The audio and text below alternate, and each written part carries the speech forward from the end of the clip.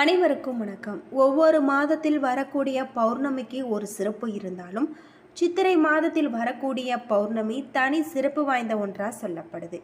இது சித்ரா பௌர்ணமி என்று அழைக்கப்படுது. இந்த சித்ரா பௌர்ணமி அன்று கோவிலுக்கு சென்று புண்ணிய நதிகளில் நீராடி விரதமிருந்து வழிபட்டால் பாவங்கள் தீரும் என்பது ஐதீகம்.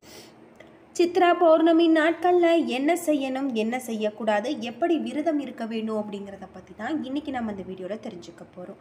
இந்த வீடியோ ரொம்பவே பயனுள்ளதாக இருக்கும். அதனால் வீடியோவை கடைசி வரைக்கும் ஸ்கிப் பண்ணாமல் பாருங்கள். இது வரைக்கும் நம்ம சேனலை நீங்கள் இன்னும் சப்ஸ்கிரைப் பண்ணலைன்னா மறக்காமல் சப்ஸ்கிரைப் பண்ணிவிடுங்க. வாங்க வீடியோக்குள்ளே போகலாம்.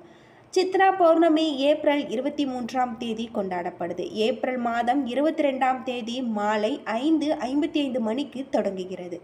அடுத்த நாளான ஏப்ரல் 23 இரவு 7:48 மணிக்கு பௌர்ணமி திதி முடிவடைகிறது. பொதுவாக ஒரு நாள் தொடங்கும் போது என்ன திதியில் தொடங்குகிறதோ அந்த திதி நாள்தான் முழுவதும் கணக்கில் எடுத்துக்கொள்ளப்படும். எனவே பௌர்ணமி திதி ஏப்ரல் 22ஆம் தேதி மாலை தொடங்கினாலும் ஏப்ரல் 23ஆம் தேதியே சித்ரா பௌர்ணமியாக கொண்டாடப்படுது. இந்த உலகின் பாவ புண்ணிய பலனை அறியும் சிவபெருமான் பார்வதி மூலம் தங்க பலனை கொண்டு வர சொல்லி அதில் சித்திரம் அமைத்தார். அதை பார்த்து வியந்த பார்வதி அந்த சித்திரத்தை பேச வைக்க வேண்டும் என்று சிவனிடம் வேண்டியிருக்காங்க. சிவனுக்கு மந்திர உபதேசம் செய்து அந்த சித்திரத்திற்கு பேசும் சக்தியை கொடுத்து சித்திரபுத்தன் என்ற பெயரும் வைத்திருக்காங்க. சித்திரபுத்திரன் சித்ரா பௌர்ணமி நாட்களில் அவதரிச்சிருக்காரு. அண்ட சாஸ்திரங்களில் உலகில் அனைவரின் பாவ புண்ணிய கணக்குகளை தினமும் தனக்கு தெரிவிக்கும்படி உத்தரவை பிறப்பித்திருக்காரு சிவபெருமான். அதன்படி சித்திரபுத்திரனார் யமலோகத்தில் இருந்து வந்து கணக்குகளை எழுதி வருகின்றார். எனவே இந்த நாட்களில் விரதம் இருந்து அவரை வணங்கினால் அவர் மனிதர்களின் பாவ கணக்குகளை குறித்து நல்ல பலன்களை வழங்குவார் என்பது நம்பிக்கை.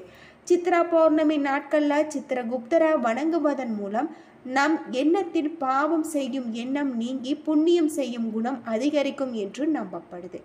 மேலும் சித்ரா பௌர்ணமி நாட்களில் சிவபெருமான வழிபடுவதன் முருகனையும் அம்பாளையும் வழிபடுவது சிறப்பு. சித்ரா பௌர்ணமி நாட்களில் வீட்டில் வழிபடுவதுடன் கோவிலுக்கு சென்று வழிபடுவது மிகவும் முக்கியமான ஒன்றாக சொல்லப்படுது. அந்த நாட்களில் கோவில்களின் தெய்வங்களின் சக்தி அதிகமாக இருக்கும் என்று நம்பப்படுது. எனவே இந்த நாட்களில் கோவிலுக்கு சென்று வழிபடுவதன் மூலம் நம்முடைய பிரார்த்தனைகள் அனைத்தும் நிறைவேறும் என்று சொல்லப்படுது. மேலும் இந்த நாட்களில் கோவிலுக்கு செல்வதால் அங்குள்ள நேர்மறை அதிர்வலைகள் நம்மீது படுவதால் அது நம் வாழ்க்கையின் நேர்மறை தாக்கத்தை ஏற்படுத்தி நமக்கு நல்ல வாழ்க்கையே கிடைக்கும் என்பது நம்பிக்கையாக சொல்கிறாங்க. ஒருவேளை கோவிலுக்கு செல்ல முடியாதவர்கள் வீட்டிலேயே பௌர்ணமி பூஜை செய்து வழிபடலாம். வீட்டை முந்தைய நாளை சுத்தம் செய்து பௌர்ணமி என்று அதிகாலையில் வீட்டின் பூஜை அறையில் உள்ள சாமி படங்களுக்கு பூக்கள் வைத்து அலங்கரித்து விளக்கேற்றி சர்க்கரை பொங்கல் வைத்து நைவேத்தியம் படைக்க வேண்டும். மேலும் சித்ரா பௌர்ணமி நாட்களில் கிரிவலம் திங்கள் மாலை 6 மணியில் இருந்து ஏப்ரல் 23 இரவு 8 மணி வரை கிரிவலம் செய்யலாம் அப்படின்னு சொல்லப்படுது. மிக அற்புதமான இந்த நாட்களில் நம்ம விரதம் இருந்து சித்திரகுப்தரை வழிபடுவதால் நம்முடைய வாழ்க்கையில் இருக்கக்கூடிய அனைத்து விதமான பாவங்களும் தீரும் அப்படின்னு சொல்லப்படுது. புண்ணியங்கள் பெருகக்கூடிய ஒரு அற்புதமான விரதமாக தான் இந்த விரதம் இருக்குது அப்படின்னே சொல்லலாம். சித்ரா பௌர்ணமி வழிபாடு ஒவ்வொரு வீட்டிலும் ஒவ்வொரு முறைப்படி பாரம்பரியமாக வழிபாடு செய்யும் வழக்கம் இருக்குது. அன்று நம்முடைய பூஜை அறையில் எந்தெந்த பொருட்களை வைத்து வழிபாடு செய்வது, சித்ரா பௌர்ணமி நாட்களில் எந்தெந்த பிரசாதங்கள் கட்டாயமாக நைவேத்தியமாக படைக்க வேண்டும் அப்படிங்கிறத பற்றியும் தெரிஞ்சுக்கலாம். நிறைய பேர் வீடுகளில் பூஜை அறையில் முறம், விசிறி, மட்டை, தேங்காய், நோட்டு, பேனா இந்த பொருட்களை எல்லாம் வைத்து வழிபாடு செய்வாங்க. அது மட்டும் இல்லாமல் பூஜை அறையில் இது போல பொருட்களை வைத்து வழிபடுவதால் அனைத்து விதமான பாவங்களும் தீரும் அப்படின்னு சொல்லப்படுது.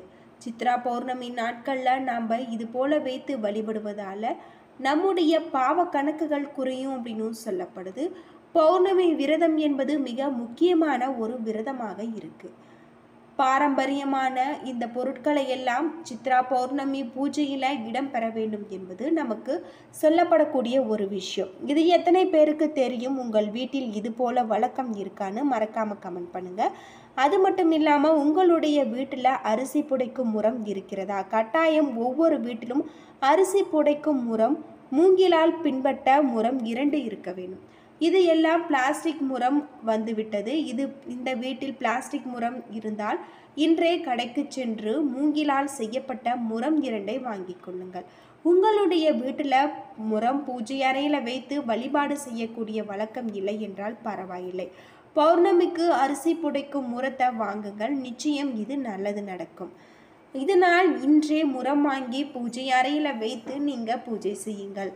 அது மட்டும் இல்லாமல் புதிதாக ஒரு நோட்டு ஒரு பேனா வாங்கி பூஜை அறையில் வைத்து வழிபாடு செய்வது ரொம்பவே நல்லது. முடிந்தால் 10 நோட்டு 10 பேனா வாங்கி குழந்தைகளுக்கு தானம் கொடுங்கள். ரொம்ப பண கஷ்டத்தில் இருந்தால் 10 பென்சில் வாங்கியாவது 10 குழந்தைகளுக்கு தானம் செய்யலாம். ஏனென்றால் சித்திரகுப்தன் எப்பொழுதுமே கையில் எழுதாணியோடும் பனை ஓலையுடனும் இருப்பார். இந்த 2ஐயும் நம்மால் வாங்க முடியாது. இதனால் நோட்டு பேனா வாங்கி கொள்ளலாம். சித்ரா பௌர்ணமி நாட்களில் கலவை சாதம் செய்வாங்க. எல்லோருடைய வீடுகளிலும் இது வழக்கம். அது தவிர சித்ரா பௌர்ணமிக்கு உப்பு போடாத வெண்பொங்கல் சில பேர் வீடுகளில் செய்வாங்க. மொச்சை காரமணி போன்ற ஏதாவது ஒரு பயிரை ஊற வைத்து சுண்டல் செய்து வைக்க வேண்டும். சில பேர் வீடுகளில் பச்சை மாவினால் பச்சடி செய்து இறைவனுக்கு படைக்கக்கூடிய வழக்கம் இருக்குது. உங்கள் வீட்டு பெரியவர்கள் என்ன செய்கிறார்களோ அதுபோல் நீங்கள் பிரசாதம் செய்யுங்கள். உங்கள் வீட்டு பூஜை அறையில் பௌர்ணமி பூஜை செய்வது வழக்கம் இல்லை என்றால் நாளைய தினம் உங்களால் முடிந்த அளவு நீங்கள் கலவை சாதம், சர்க்கரை பொங்கல், காரமணி சுண்டல் செய்து பூஜை அறையில் நிவேதமாக வைத்து நீங்கள் சந்திர பகவானை நினைத்தும் சித்திரகுப்தனை நினைத்தும் வழிபாடு செய்வது சிறப்பான பலன்களை நமக்கு கொடுக்கும் அப்படின்னு சொல்லப்படுது. சித்ரா பௌர்ணமி தினத்தில் நாம் பின்பற்ற வேண்டிய விஷயங்கள் இவ்வளவுதான். முறையாக நாம் விரதம் இருந்து இது போல செய்து வழிபட்டு வந்தோம்னா கட்டாயம் நம்முடைய வீட்டில் இருக்கக்கூடிய அனைத்து விதமான பிரச்சனைகளும் தீரும் அப்படின்னு சொல்லப்படுது. அது மட்டும் இல்லாமல் அம்மன் வழிபாடு மிகவும் சிறந்தது அப்படின்னு சொல்லப்படுது. உங்களுக்கு பிடித்த எந்த அம்மனாக இருந்தாலும் நாளைய தினம் வழிபாடு செய்யுங்கள். இத்துடன் அம்மன் ஆலயத்திற்கு சென்று தினசரி செய்யுங்கள். குறிப்பாக குலதெய்வ வழிபாட்டையும் நாளைய தினம் செய்து அதிகப்படியான பலன்களை நீங்கள் பெறலாம். இது மட்டுமின்றி செவ்வாய்க்கிழமையான நாளை முருகப்பெருமானுக்கு மிகவும் உகந்த நாள். நாளை முதல் முருகனை நம் வழிபாடு செய்வது, இந்த தீபத்தை ஏற்றினால் நம்முடைய வாழ்க்கையில் செல்வ வளத்தை அதிகரிக்கலாம் என்று சொல்லப்படுது. இந்த தீப வழிபாட்டை நாளைய தினம் ராகு கால யமகண்ட நேரத்தை தவிர்த்து எப்போது வேண்டுமானாலும் செய்யலாம். துவரையில் இந்த தீபத்தை நாம் வழிபடுவது ரொம்பவே நல்லது. துவரையில் தான் இந்த தீபம் நாம் ஏற்ற வேண்டும்.